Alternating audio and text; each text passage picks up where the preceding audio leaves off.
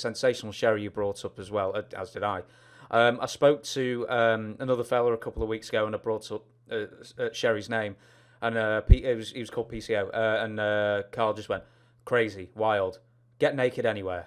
It was like, it's like, was that Sherri? Yeah, I read that, but I didn't. It wasn't, evidently it was earlier in her tenure in WWF, and she'd, she was keeping pretty straight then. And I read that, she was drunk all the time.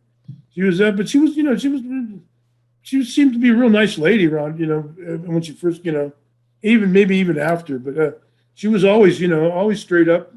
And one of the boys there, Hulk and Beefcake had her years, before, and she traveled around with them for a while. Or Beefcake mentioned something one time that, but no, that was the first time I'd met Sherri, and like I said, she was a real nice lady. She wasn't she wasn't wild and crazy, drinking and stuff all the time. One of the things I've always heard about Sherri is that she was like one of the boys, in the sense that she could take a beating, she could give one back, and she was always game for getting stuck in the mix. Yeah, she was. Yeah, she didn't. But and then she didn't make any problems either. She could take it, she could dish it out. But as far as I know, I was never that involved. I was never that that close to her. Just spoke with her often. Because we traveled together. Not together, but we traveled. We're on the same circuit and stuff. And who was she managing at the time? Do you remember? She was just a wrestler at this point, and then she ended up managing Savage maybe a year or two later, and then DiBiase.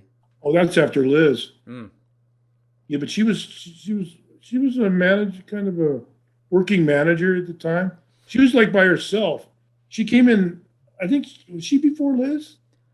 Liz was 85. I think Sherri probably came in maybe like 87, maybe around that time. Okay, well then, yeah, she came in under a different premise than as a... Yeah, she came in as a wrestler first, I think. As a wrestler? Okay. Yeah. I think she wrestled pretty much in Minneapolis, AWA and stuff, didn't she? Yes. I don't know if she ever worked for Moolah. I don't know where she came from. I don't think she came from Moolah. No, I'm not sure. She was in the AWA though. I think you're right, and I think she may have been their champion and then migrated over. So one of the many wrestlers that Vince stole.